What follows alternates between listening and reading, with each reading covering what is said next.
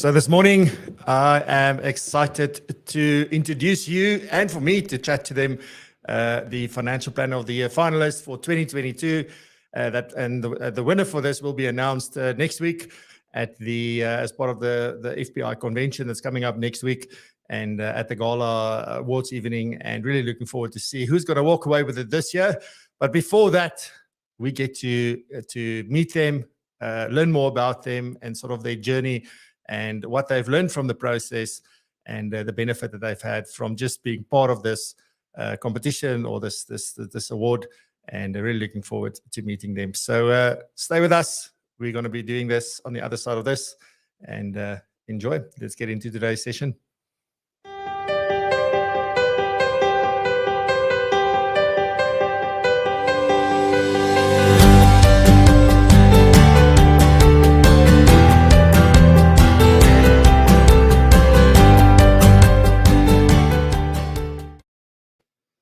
Good morning, good morning, good morning. Another Friday. This is season 3, episode 35, or the 195th episode. Every time I say that, because I don't think about it before the time, when I come and stand here, I go like how many episode is this since we started? Luckily, I can remember what it was last week, but it's just still mind blowing. So 195 episodes into Propulsion Live. So thank you very much for being with us. Thank you for joining us live this morning. If you're watching the recording, a massive thank you to you as well. Last week's episode was absolutely phenomenal with Ian van Schoor, and we were talking about the changing advisory landscape and how we can adjust and should adjust and think about our practices. And that episode is absolutely blowing up. So if you did miss that, go and have a look. It is here on the channel. You also see that we rebranded the channel, so I think it looks a bit better and more funky, and we've changed the name a little bit. It's now called Propulsion for Financial Planners, and really looking forward to what we're going to do next year as well. There's some more things happening with the channel and with the content and all sorts of things next year, and excited to announce that at some stage, probably before the end of the year, but we'll only launch that next year.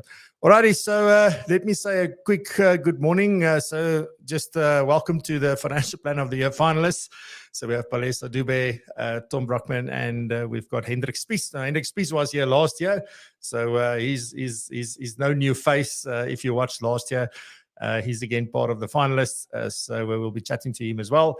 But yeah, really excited to introduce you to these amazing young financial planners. And that's the nice thing. They're all young.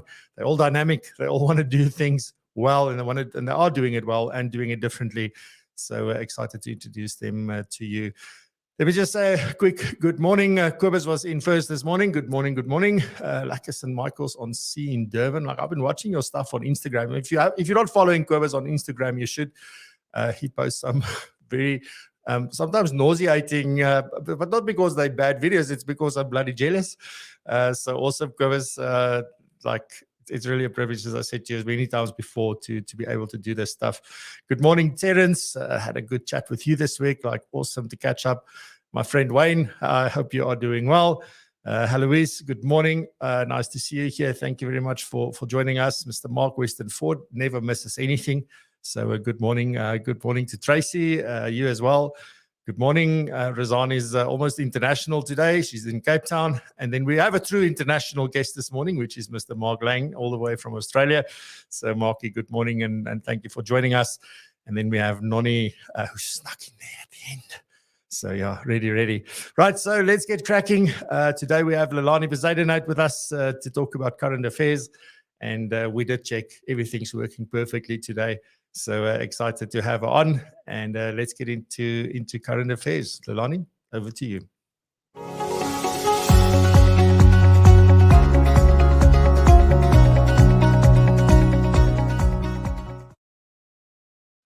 Yes, good morning, Fransha. I actually do remember your very first episode during lockdown, and just a big shout out from my side before I kick off. Thank you so much for the difference that you are making in the industry and in the profession. So good morning, Front Run listeners. Welcome to October the 14th. We're only about 10 weeks away from Christmas, in case you're not watching the calendar, and about 11 weeks away from 2023. So hopefully your quarter 4 activities and targets and everything you are tracked with is up to date. But we're also a mere 4 months away from possibly being grey listed by the Financial Action Task Force, or in short, a FATF. I'll never forget with the budget speech earlier this year, when the Minister of Finance started talking about FATF, everybody in the Parliament started laughing. And I wonder if they know what FATF actually is and who they are.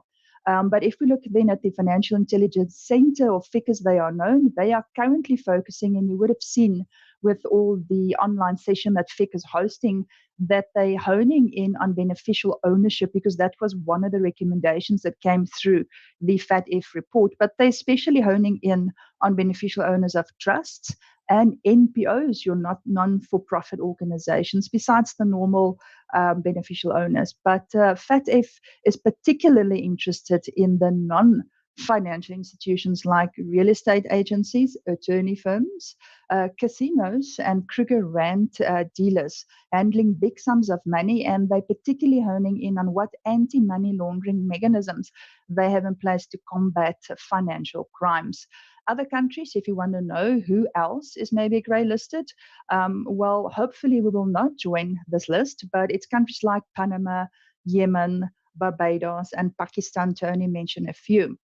Now, I'm sure you wake up to the sounds of generators and go to sleep with the sound of generators wherever you find yourself.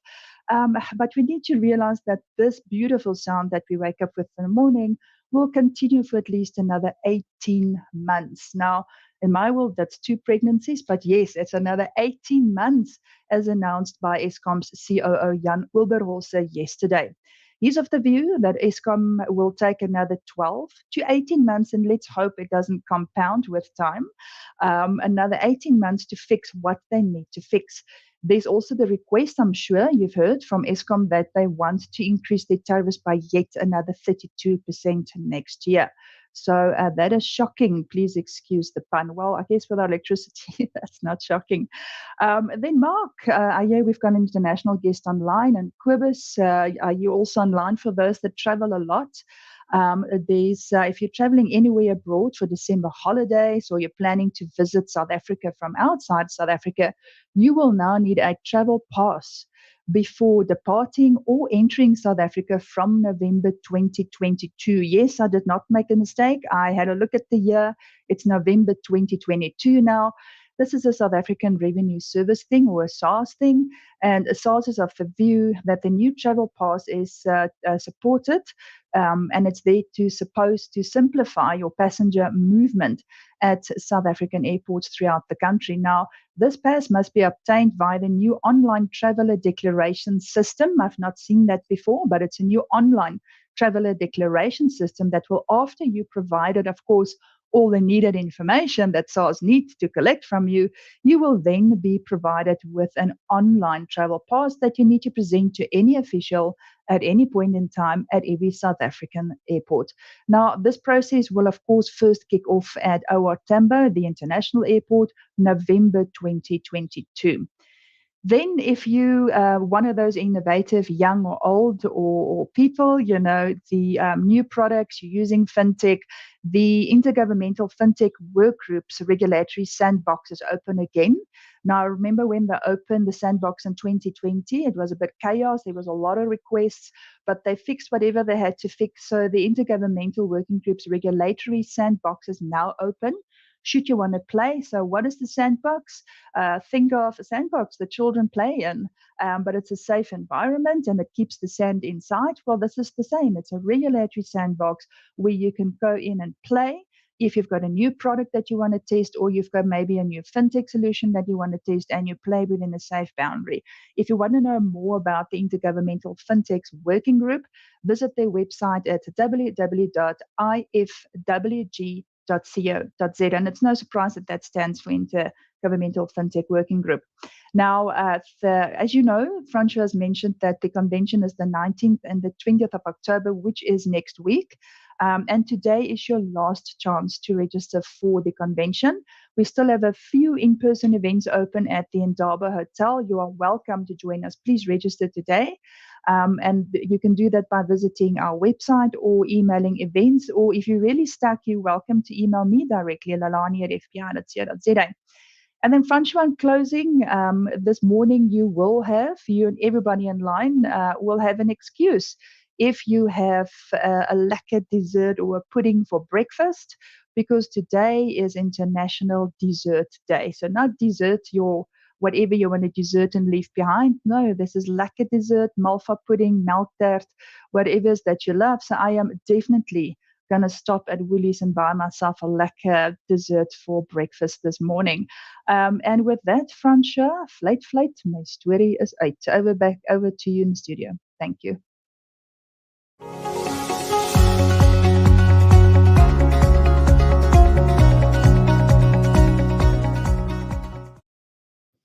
I can't even have quirky comebacks and remarks because you're so sharp. I wanted to go like dessert. What am I going to leave? But you were just absolutely too quick for me, Lolani. Thank you very much. I don't know what I think about this whole past thing. I didn't know about that. Now I do. So that's the value that we get from current affairs and from the news that are being shared. And we're very thankful to the FPI for having done this now for 2 years. They're in for next year as well. So really excited for that and looking forward of how we can make this even more valuable and fun and all that. I think one of the things we want to do next year is definitely bring in more fun, but stay professional. Like there's a line there, but we definitely want to do that next year. And with that, I'm going to head on over to Norma. I see there's quite a few people who joined and is saying hi. So let me just say quickly, hi, Marcel. Good morning. Nice to see you. Arun, good morning. Nice to see you. Eden, nice to see you. Good morning, Mary, also from KZN. Good morning, Amanda, saying morning, you awesome people. Nice. Amanda, please, you owe me info today. I want to chat to you again. And then Ayanda, good morning. Nice to see you. Thank you for saying hi. Alrighty, so on that note, I'm going to head on over to Norma. And today, Norma is talking about the importance of mental health in business and life, because this is Mental Health Awareness Month. So over to you, Norma.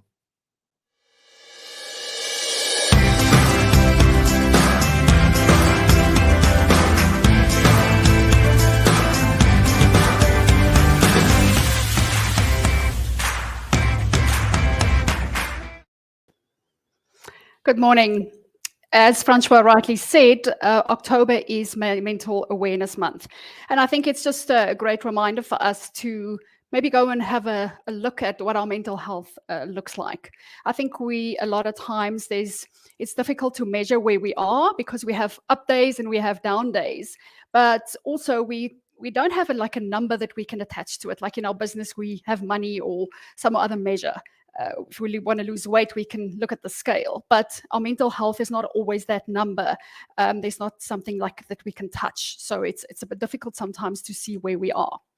But nonetheless, it's important to make it part of our lives and to make sure that we are in a good space. So what I want to discuss with you today is really just the impact that mental health has on us and on our lives. And also, I think sometimes we feel a bit powerless over how we feel. And then the last thing I want to touch on is what is supporting our mental health. So let's start with the impact that mental health has on our business and lives. So I spoke to a business owner recently, and this person told me that 1 week out of every month, he feels so bad that he actually is paralyzed, that he basically just lies down. And if we take, and that basically just comes from being overwhelmed, having anxiety, being stressed and worry. And if we take that week and we see what we're actually losing in a year, that comes to more or less 60 days a year that we lose because of our mental health. And that's even not considering things like how does it impact our relationships, how we show up in our businesses, for instance. But also look at things like, when we're spinning in our minds or when we are in indecision, we can't make decisions, where we doubt ourselves, we're confused, we tell ourselves, I don't know. Just think of all of those things that it's really costing us because our mental health isn't really in a good place. When we feel powerless about our mental health, I think we sometimes feel that how we feel is up to the outside world.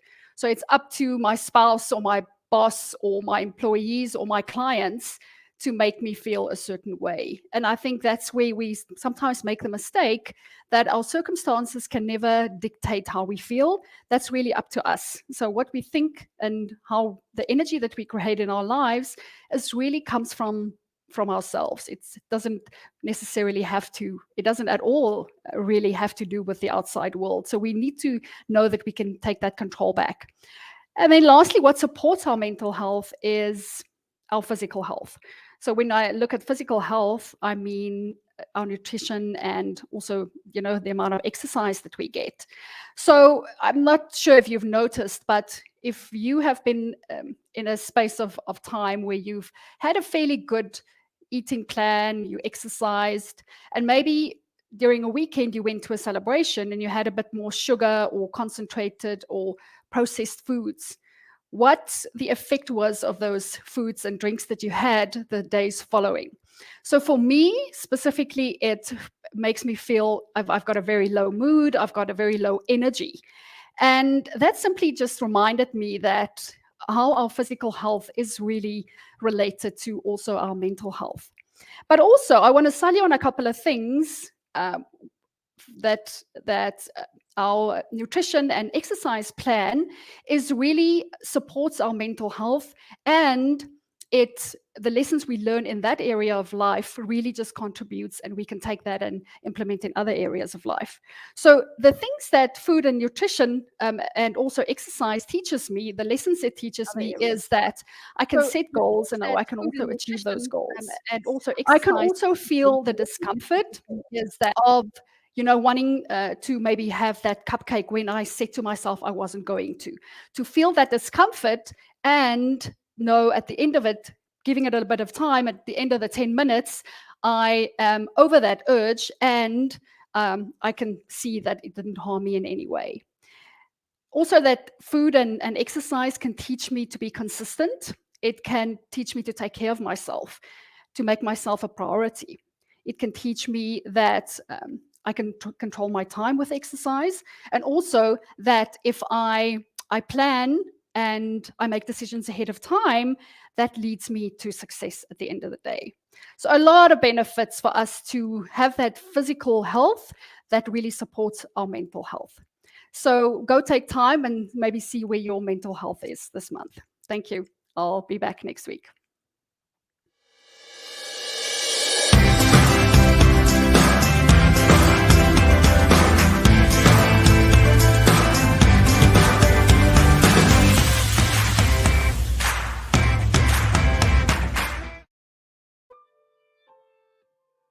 Alrighty. Let me just put on the mic. There we go. So some announcements. You know this music, when you hear this, you know, it relaxes you and you can listen to all the announcements that I have. One big one this morning. It's your last chance to apply for the Speaker and Influencer Program.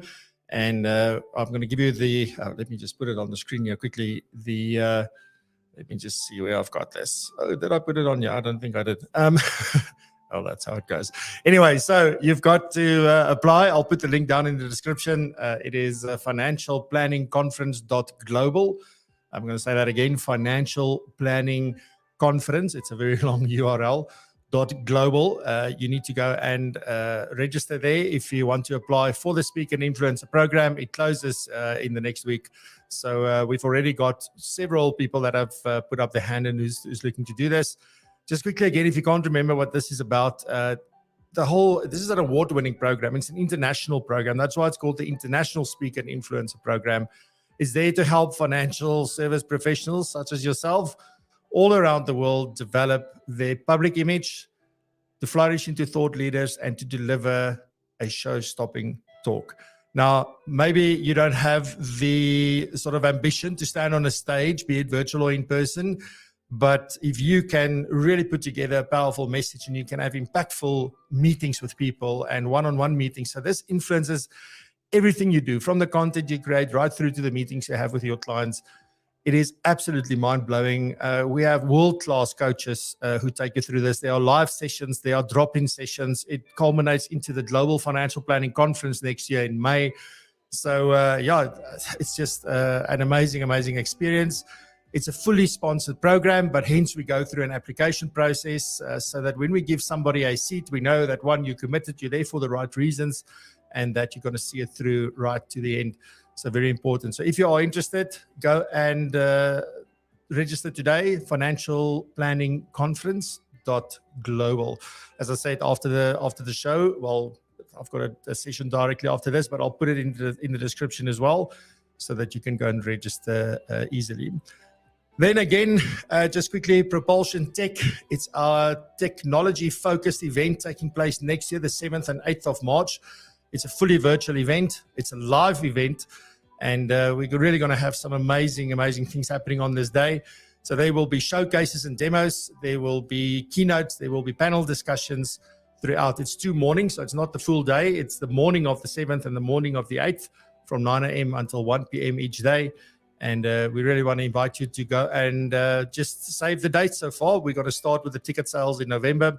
So do look out for that. If you are a technology provider, or you have some technology providers that you really favor and that you really love, and it makes a big difference to your business, please tell them to get in touch with me. So we do have a meeting for sponsors and exhibitors on the 31st of October, so that we're able to show them what we're going to do, as well as demo the platform that we'll be using in order to deliver this 2-day event. So please send them my way. If quite a few have gotten in touch, but there's loads more. And the idea here is not only to bring you the normal stuff, they will be there, but we also want to show you other things. So it's going to be a showcase of hardware that you can use. It's software, obviously, some data stuff, cybersecurity stuff. Like, there's so many things that we want to talk about during these 2 days that's really going to make a difference to your business. And it's going to be focused on financial planning businesses. So please send them our way so that we can do that. And in the meantime, there is a link down below in the description here on YouTube. So to go and you can just click that in order to save the dates into your diary. So very, very simple. Then lastly, each and every featured episode of the show gets published as a podcast. So please go and subscribe to the podcast, whether it's on Apple, Spotify, wherever. We are everywhere. I promise you, we've been around since 2019. So the podcast is everywhere. So if you are looking for the audio, maybe you want to listen to it again, then it's an easy way to do that. So please go and check out the podcast. It gets released every Tuesday. So don't miss out on that. Alrighty. So then it's time to meet our financial plan of the finalists. And I'm going to start off with Tom Brukman, and we'll start off on the other side of this. So let's get into it.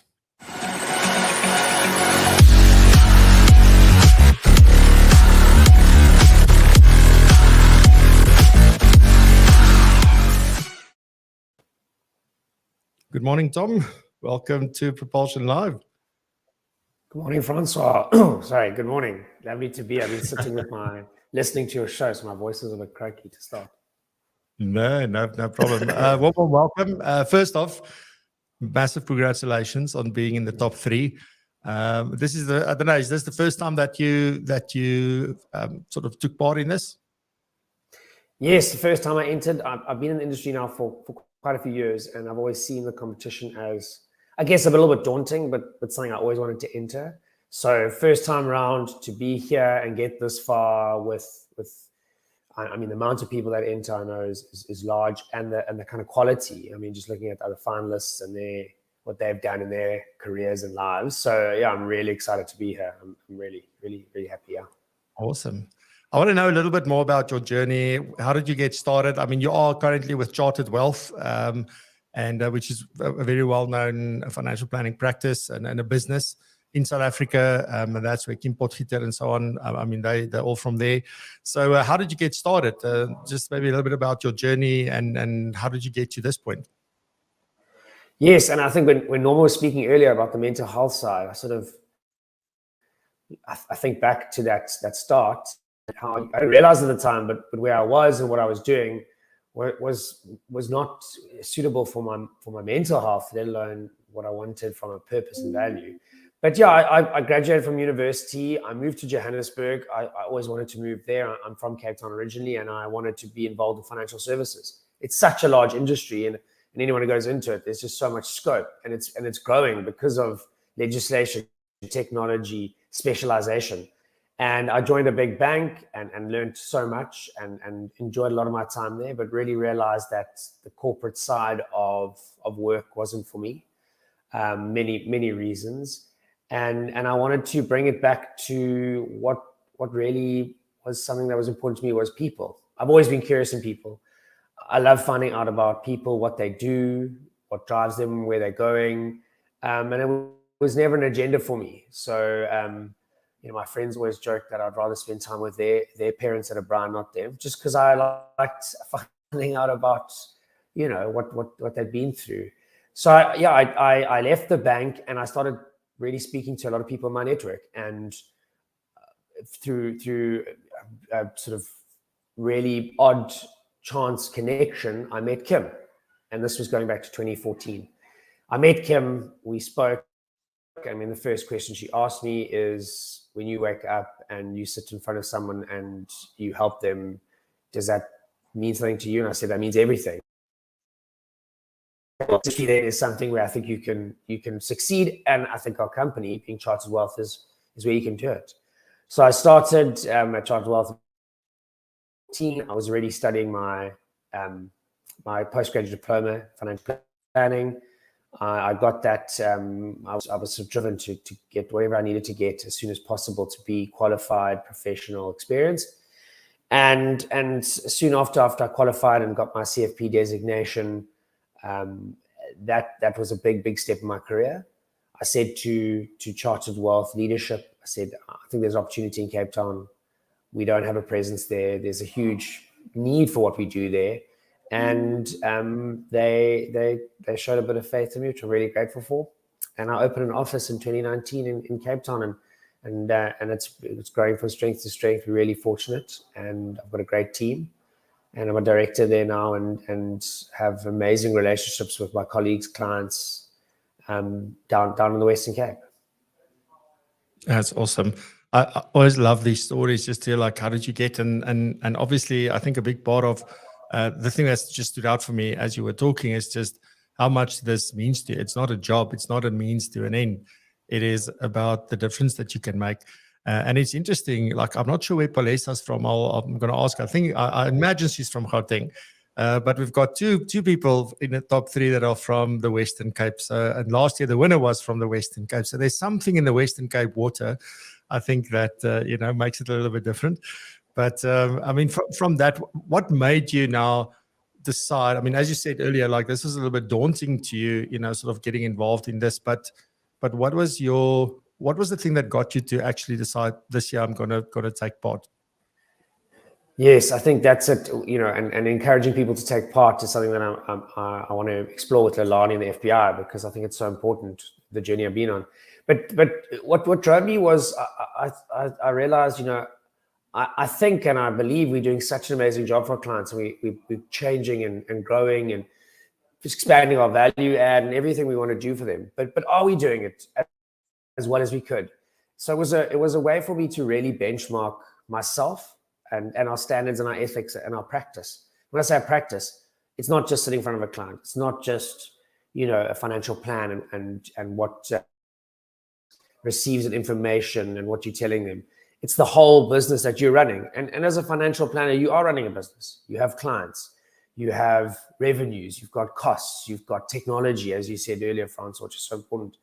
How does all of that fit together? And is it the best you can give your clients? And is it the most efficient? Are you doing it in a way that's suiting where you're going? So the benchmarking for me was so important. And I've learned so much. I mean, we've been great in areas, and I think we can improve in some. And that's the point. I mean, you always got to work in it. So yeah, I think it's great, for me to know that we're here, and my colleagues, that we've got to this point, but also for our clients to say, okay, well, they are doing, as much as they put on the can, and hopefully a bit more, because we want to do more and more for what we get from our clients all the time. So yeah, it's been amazing to have that. And the journey itself, or the process rather, because I know you go through, there's a lot that happens as part of this. What has that process been like? And even less, what have been the good stuff and the not so good stuff? Because obviously something like this can be very disruptive to your normal day-to-day things. Yeah. But how did you find the process? Was that a big issue? And just sort of, what is the process? Yeah, tell your family and tell your colleagues that you've entered, and that if you get through, because it's demanding. It's a time-consuming process where there's documentation and a lot of time. This process for me, I spent making sure the documentation was correct, formatting, just making sure every aspect of it reflects who you are and your advice and the general what your practice does day in, day out.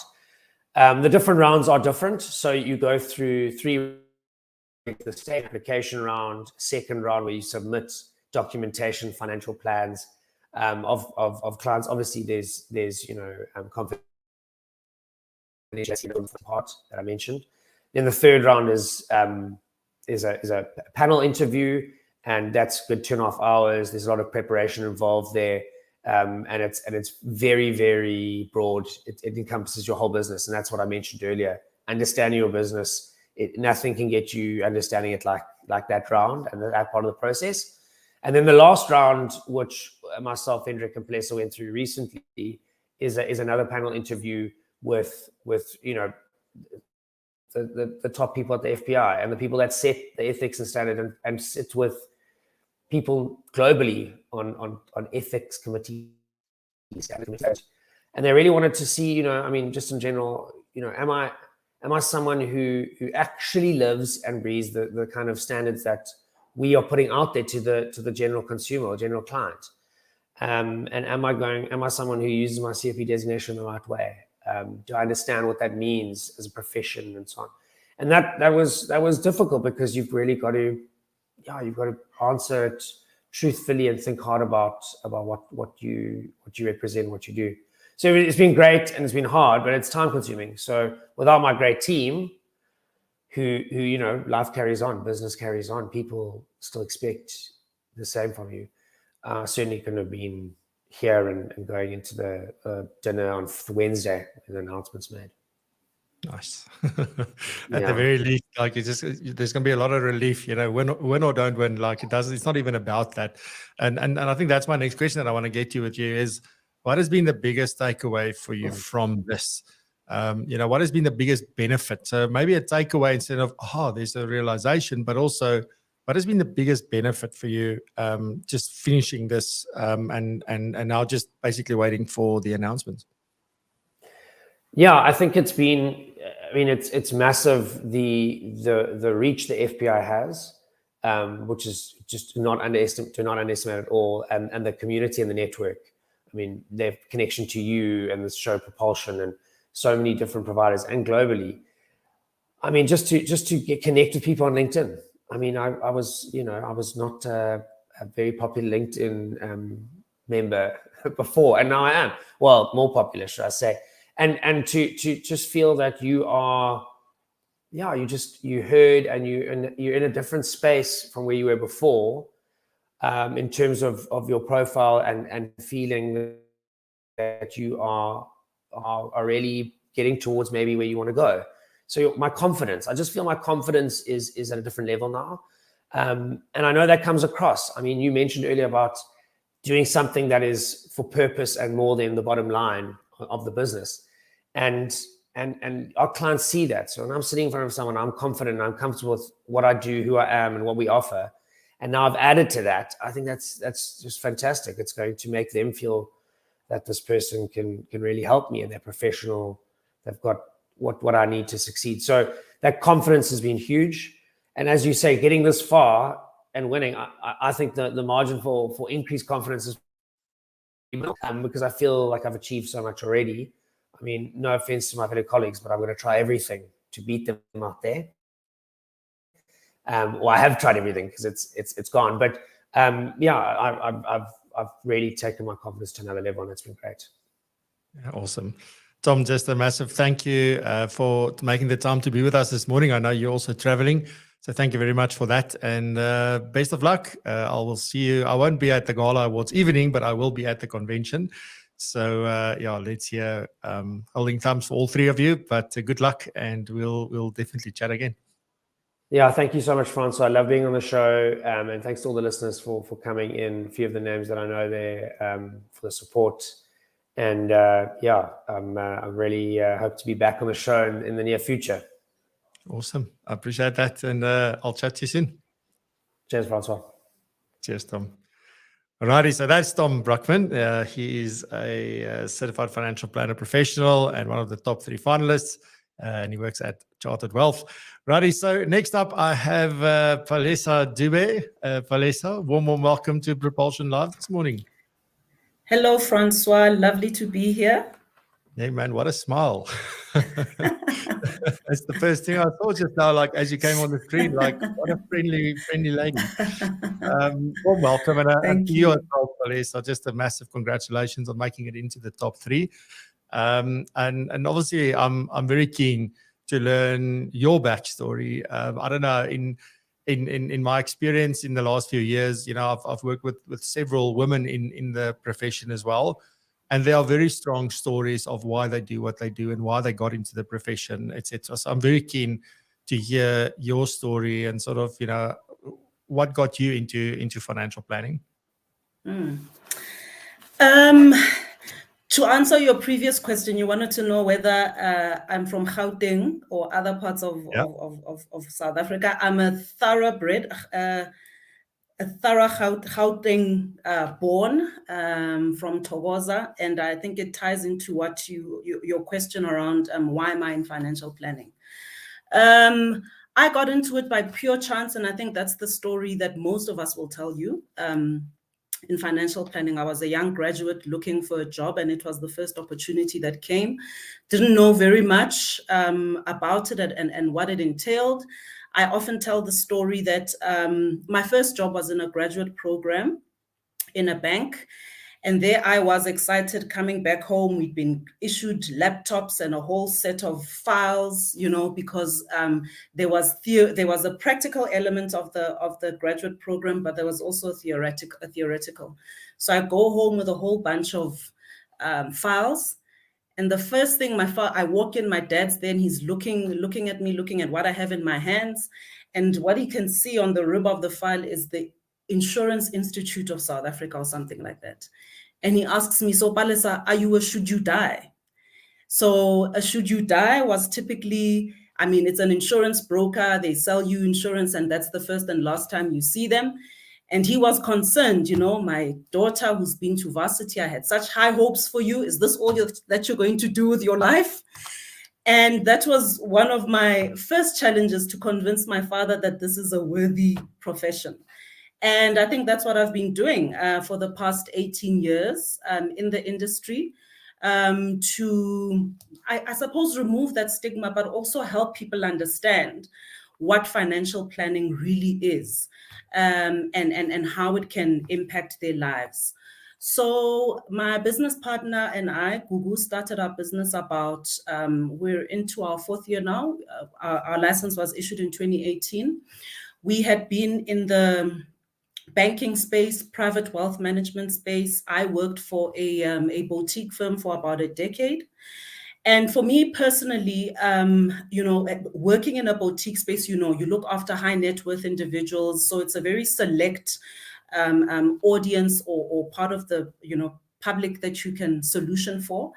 And so I wanted to use my skill set, to use my experience, and to help a broader base of society. And that is the premise of Wealth Creed. And that's why we've started our business.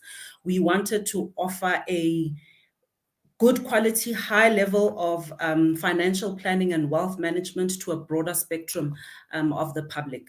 And that's why we do what we do. And I love it. And that's why I wake up every day, because you can have such an impact on people's lives. I think how much, what better thing to do with your life than be in our profession. So I love it. And just to get back to the parents thing, right? So probably when you're in financial planning and you work for commission, It's like your mom and dad, probably everybody's moms and dads, just by the way, goes like, shouldn't you get a real job? Something with a medical aid and pension fund. So that's always an interesting conversation to have. And then sometimes, it goes the other way as well. It's like, we don't understand what you do. We don't get what you do. But I don't know. It is absolutely an amazing profession. And I like what you said at the end, where it's all about the difference that you can make. And I think in this profession, if I may add my voice to that, is if you make it all about that, the difference you make, the impact you have, this is the most amazing thing that you can probably ever do, I guess, because we're saving lives, right? In absolutely. the end, right? Absolutely. Yeah. So what got you to enter the 18 years, right? It doesn't look like it looks like you started 5 years ago. You still look very young for somebody who's been around for 18 years. But what made you into this now? No, when I was saying to somebody else just the other day, I actually need to stop quoting this number because it's a bit I guess it also ties to that. I mean, in my culture, when there's something, whether a funeral or a wedding that happens and the family comes together, they always want the elders, our auntie, need to come forward, and they make the decisions and what have you. And for where I am now, I mean, you look back and you think, well, where's my aunt? And there's nobody there. I'm now part of the generation that has to come forward and making the big decisions and all of that. And I've taken the same kind of approach to my profession, that I can't look to other people to being out there, spreading, the message about financial planning and all of that. I've taken the position to say I need to be a lot more active. And so that's why I do the volunteer work that I do for the FPI. Number one, really to increase the prominence of our profession. But secondly, also to help the public know that when it comes to my financial planning, who do I need to be talking to? And so entering this competition, I'm hoping to further that work with the FPI to help them, increase the prominence of the profession. But I think also most importantly, I would also like to spread the message that financial planning and wealth management is not for an exclusive is not an exclusive profession. It's not for certain people that look a certain way. It's for all of us. And it's to also make the public aware that financial planners come in different hues. They are females. There are people that look like you, that can help you set the right, provisions for your family and for your loved ones. And so it's really to, number one, help the public understand that there are these professionals that we can approach to help us with our financial planning, but also to encourage people to come into the profession so that they can see the success stories and hopefully want to emulate them as well. Yeah, I love it. And then, I mean, like, I'm not going to ask you like what was the process like and all that kind of stuff. But what I'm very interested in is, I mean, you're in a business with a partner, and I mean, there must have been a couple of things that you learned during this process. So I'm keen to know, so because you're taking part, your partner, I don't know if she took part as well or not, but I mean, how do you take what you learned from this process and really implement that into your business? So maybe what was one thing that did say, whoa, this is an area in our business that we need to work on? And then, like, what was that like? Is there something that you could take out of it from that point of view, and just maybe, something that is now making a difference in your day-to-day business? Yeah. Look, if I can let everybody know on the call that I think that is actually the opportunity of this competition, because it gives you an opportunity to relook at the business, relook at what's working, what isn't, what should be improved, to reassess your value proposition. And so it's quite intense, like Tom was saying at the beginning. But for me, I found it quite an affirming process, in that it confirmed that Google and I are on the right path, as far as how we deliver to our clients, our approach to wealth management, the areas that we cover for our clients. So in other words, offering holistic financial advice. So it was highly affirming that we are building a business of significance and that we are on the right track. I said in one of the rounds, I mean, they want to know about the practice standards, how you apply financial planning, ethics, all of that, It was great to be able to tick a lot of the boxes that actually, yes, we are doing this, we're doing that. But of course, you do also identify areas of improvement, and that's what such a process should help you do. So I certainly walked away with thinking that if you think about a client and what or who they have to approach when they are trying to solution for themselves. Often, you'll go to a Palesa Dube, for example, for your estate planning, for some of your risk work, for some of your investments. But we don't have a medical advice license at the moment, so they have to go to somebody else. So those were part of the learnings for me to say, actually, although we do it to a certain extent, that's an area I think we need to improve, just to make the process easier and smoother for an individual, for a client, and less daunting. I think as an industry, we can find ways to work much closer with each other, so that financial planning as in its entirety is far more accessible to individuals. So that's one of the things that we want to improve on going forward. Nice. Palesa, thank you very much. I just want to end off saying that when you said earlier that, this isn't for a elective group of people that you need to have so much money in order. I think that ties in so nicely to the vision of the FPI, saying professional financial planning and advice for all. And I think that is the message that we should be taking out. And good luck. Sorry.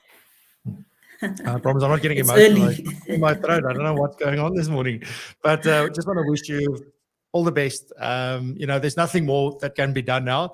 It's now hurry up and wait for the awards evening. But holding thumbs for all three of you, as I said earlier, and keep doing the great work you're doing. I think, at the end of the day, because of the focus, because of the way you do things, all of you are already winners. So it doesn't matter who walks away with a prize at the end of the day, or the trophy, or whatever it is. Keep doing the good work that you're doing, because it's making a difference, and that's what we need. So good luck, and thank you for being on the show. I really appreciate it. Thank you very much, Frans. I agree with that. Even coming this far is a huge victory in itself. And I also have to give thanks to Google and our team as well. And we're excited to be building our business, and we look forward to even more opportunities in the future and being more active in the financial planning industry. And thank you to you also for the work that you do. No, awesome. It's a pleasure. Thank you very much. Have a good one. I'll see you at the convention. Thanks. Thanks, Palesa. Bye-bye. Alrighty, so with that, we get to our last finalist. No new face to Propulsion Live. He was here last year as well, so let me bring him on. He's just got a bigger smile than last year. I think last year he was very nervous. Now, you've now run out on the field. You've played your first Springbok game, Hendrik, so here you are. But a warm welcome back to Propulsion Live. Good morning, Francois, and good morning to all the listeners. It's really great to be here, and I have to apologize for my internet this morning, because I'm on a week's holiday with my kids, and the only safe space I could find is in my car. It's perfect. Don't you worry. Hendrik, thank you very much. It also shows you, raising the bar means just showing up. Doesn't matter always everything has to be perfect. It's just about, doing the things that has to be done when they need to be done. So, just maybe briefly, if you can just quickly just give a background again on, because you've built a practice, and it's a family practice as far as I know. Like you didn't start this practice just from scratch. It was sort of, part of. I think your dad is also part of the practice. But I'm going to leave that just to share a little bit again about story and where you're building your business? Because you're in Malmesbury, if I remember correctly. Yes, Francois. Yeah, my love for it. So my father was a financial planner for 40 years, and I always wanted to follow in his footsteps. So from a young age, I saw a visible change that he made in people's lives, and that was when I fell in love with financial planning. So in 2014 I joined my father, and in 2016 we were roughly, I think, 4 employees. I took dad, and my dad retired. So from 2016 to today, I think we 5 times doubled the business, and we're now more than 20 people, more than 7 advisors. And with the certified financial planners is growing. We've got 3 that's entering the accreditation next year, that's going through the process. And I myself is a very proud CFP professional, and I use that with my clients. So I'm the proud owner of my business, and I surround myself with professional people, because I think this profession is heading in a direction where you need professional people giving you advice and sound holistic financial advice. Absolutely. And I mean, what has it been now like for you going through this again? I mean, you knew what to expect, right? I think Tom and Palesa was maybe a little bit on the like, you think you know what to expect, and then you go through this and you're like, holy crap, it's like, but what was it this like? Was it easier this time around, or was it the same as last year? Was it different? Like, what was that like? It's still a daunting task putting yourself up for scrutinizing. I think all planners would say opening their practices for outside people to have a look at it is a daunting task. But this year I think was a bit easier. The discussions was a lot more open, and I think I'm proud of what we built, and I'm not scared to put it out there anymore. And I think also, as Tom said, your confidence is building year after year with your practice. And that's a big thing. I just wanted to say, like, I think that's a big thing that I'm picking up from all 3 of you, is the confidence thing. It's saying, like, look, I mean, we're building a good business on the right principles, the right foundations, but this still needs a little bit of work, and you work on that and you make it better, and then the confidence builds, which is absolutely amazing.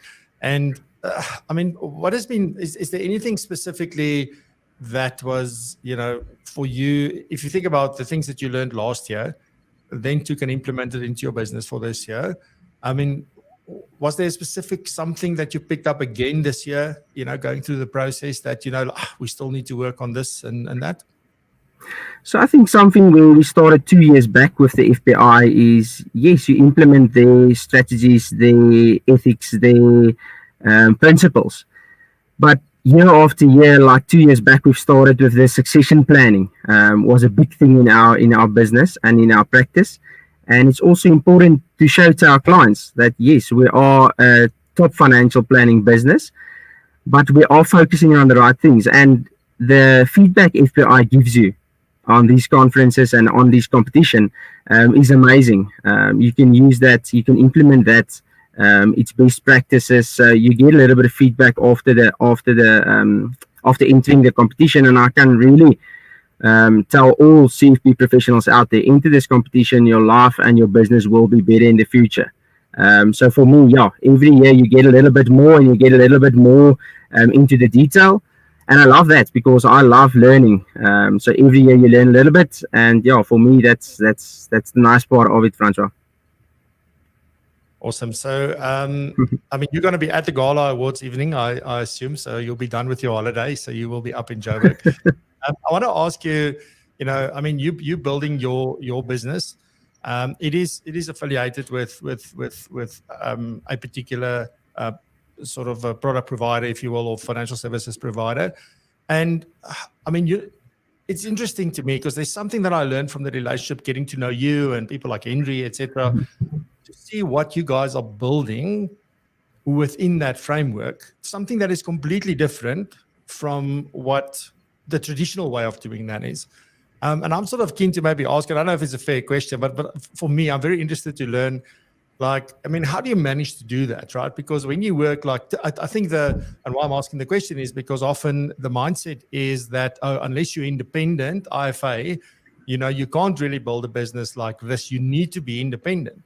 Yet guys like you and Henry, etc., are proving, Andre, I mean, you're proving this to be different. And the funny thing is you're all young, so I think there's a different thinking there. And I want to know, like, I mean, how do you go about just maybe a high level around building a practice that have got everything that you would in an IFA, but it's situated within a framework, within a financial services provider, basically? Yes, I think, Francois, when you turn a CFP professional, you really start giving advice on a different level, where you surround yourself with the right people, and you really give advice where it goes about trust, it goes about tax, it goes about the entire holistic financial advice, estate planning. You can do the taxes yourself. The tied versus independent space is so small currently, because nobody knows what's going to happen in 20 years. Not even the actuaries can tell you what's going to happen in 20 years. So for me, it's really focusing on advice, and being a CFP professional allows us to give this advice and to professionalize this advice. And being tied or independent, I don't think it makes a big difference on your professional advice you're giving. So yeah, I hope that in short summarizes what you was looking for, Francois. Yeah, it's a fantastic summary, because I'm of the opinion that being professional has got, I won't say nothing to do with your qualification and your certification, but it's got mostly to do with what you focus on, your behavior, how you conduct yourself.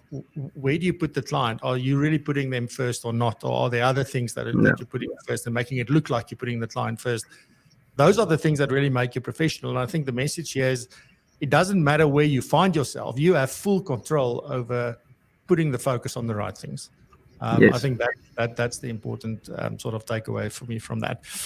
Hendrik, I don't want to keep you from your family. Thank you very much for being here this morning. Congratulations on making it into the top 3 again this year. Best of luck. I'll be holding thumbs, as I said, for all 3 of you. I'll see you guys at the convention and hopefully shake your hands. And let's see, as I said, it doesn't matter who win at the end of the day.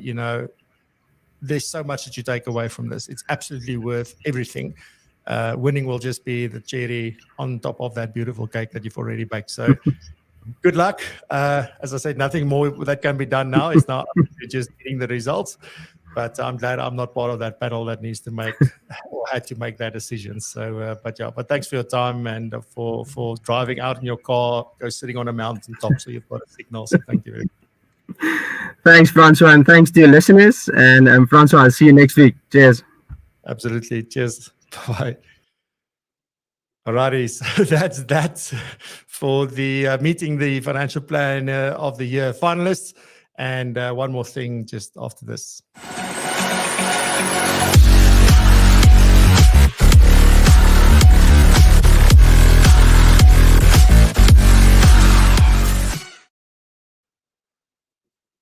Alrighty, so next week my guest is Henry Watson, and Henry is from a business called Prime Pixels, and a part of that is a virtual. You'll know that a few weeks ago we spoke on the show about outsourcing and what you should outsource, when you should outsource.